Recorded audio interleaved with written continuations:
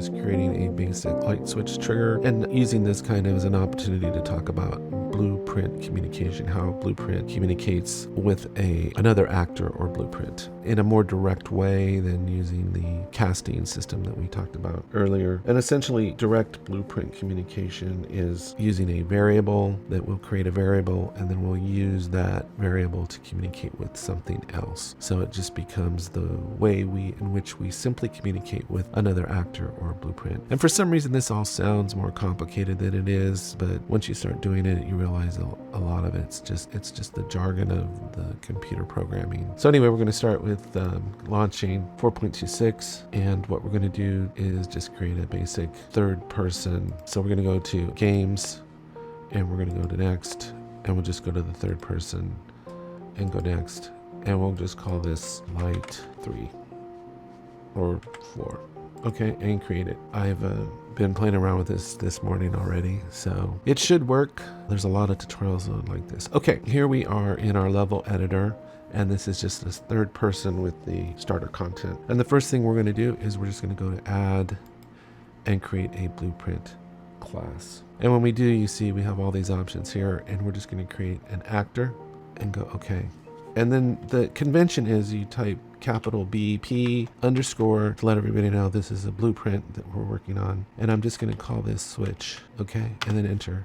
And then we're going to go ahead and double click that. And then when that happens, it pulls us into the blueprint editor. And I'm just going to drag this tab and put it up on the top. And then I can easily switch between the two. That's why I do that. Once we're here, we're going to go add a component. And this is just a trigger. So this could be anything really. But we're just going to type in static mesh. Oops, and just click on it. And if you come over here into the details panel under static mesh, you got a whole range of options you can choose that could be your. So let's just for fun, I'll just pick a sphere here and I'll make that. Do I have gold still? I should. This for fun. Can I make it gold? I can. Okay, so I'm just turning the scroll wheel there. This could be any object. It's just a gold ball because I think the price of gold is up right now. Anyway, so there is our object, that our static mesh that will be our trigger, and that's fantastic. Now, one of the things we're going to do is we got to come down here under the collision preset and set this to overlap all dynamic. And we have to do that so that our character won't run into it. We're done. Now in my blueprint, this is where we're going to create, when I was talking about the variable, and this variable will reference an object reference of another actor, okay, of our light component basically. That's all this is. It's just a variable that's connecting to another component, actor, object that we're wanting to instruct and control, okay? And in this case, it's a point light. So we just come down here to variable, and we can call this, well, what it is. It's just going to be light, because that's what we're going to be controlling. And here's where you got to be careful is under light. If you come over here to the variable type, this is where we're basically making our reference, our connection between the variable that we just created, this light one. We should be able to type in point light here. There it is. And we just need our point light. And so this is, oops, I made one mistake here myself. Let me go back. Point light. Let me type it in again. If I go to point light, I messed up. Point light. Now look, when I hover over this off to the side here, you'll see you've got all these options here. And I talked about what an object reference is in the previous video. So that's what we want to make sure that we make this. So now our variable is going to reference this point light. And then the only other thing we want to do is we want to make this instance editable, which means that when we look at it in the level editor, we'll actually see this variable that we just created there. And that's that. Next, we want to move over into the My Blueprint again, and we want to go to the event graph, and we can get rid of this, delete, and get rid of this.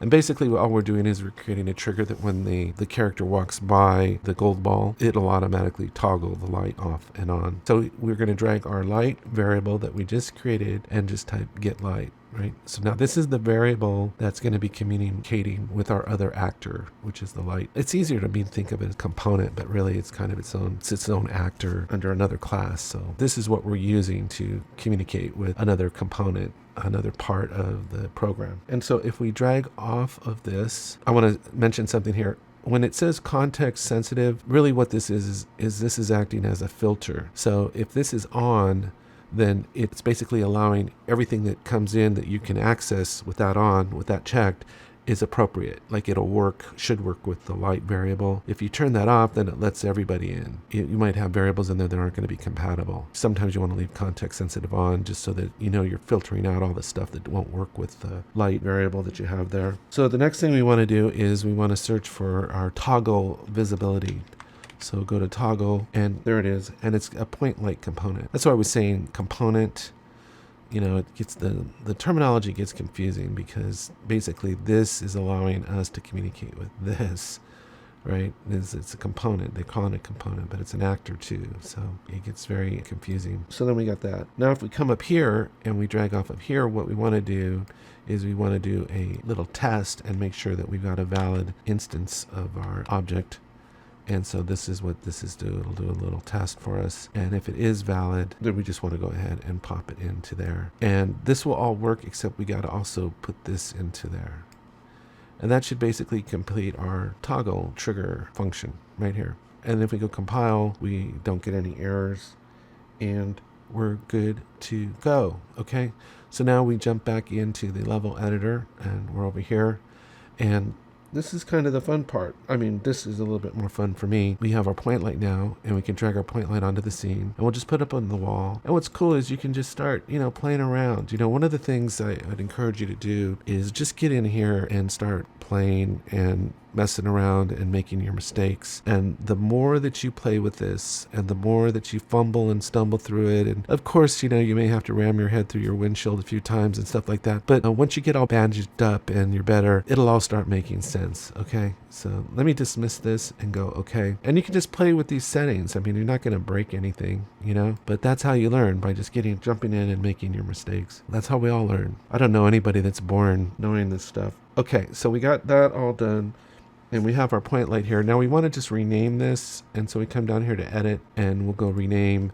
And I'm just going to call it my light so that I know that I have custom kind of control over it through my blueprint. Now we can drag our switch. We should be able to drag our switch into the scene like this. It's kind of a weird switch, right? I mean, it could be, it's a magic ball. Oh, I should have mentioned on the point light, we call it my light now. Where is it? My light right there. You need to change that to movable too. Okay. And each of these have different qualities, right? So these can't really do anything. You have a little bit more control. And then, it's kind of cool because it tells you what it does. That little box, it's kind of like baby steps you along the way. Now we've got this set up. If we click back on our blueprint switch here, one of the things we're going to do is here's where we actually make our connection, right? So we make our connection there, and that was our variable, and now we're all hooked up. Right, so now we can control this point light through our blueprint, and so we're in direct communication now, right? Using that variable that we created, right? This variable right here, right? This is the variable, right? So we're all set, right? As far as I know. So I don't have a drum roll. Let's go ahead and hit play and see if this thing works. So I just WASD my way through here. That almost sounds bad, doesn't it? And if I come here, see the light went off. It just toggled. If I back up here, then I go back. Should toggle back on. Hold on. It toggled off. There, it toggles back on. On, off, right? There we go. Yeah, so that's working. One way to adjust something here, if I hit escape here and I come out, there is a setting on here. I believe it's on the point light. Let's see, where are we at? The point light. My light. I keep saying it's my light. Under here, this is where you can toggle the initial default state of the light. So if you toggle that on or off, because the toggle visibility will just flip whatever this is. So however you want it, if you want it on or off initially, that's up to you. So like if I put this on off or false, and then I go to play, then when I go over there, right, come on, let's go. See, it toggles it on. See, that's all I had for today. I hope you found this helpful. Take care, have a great day, and I'll talk to you next time.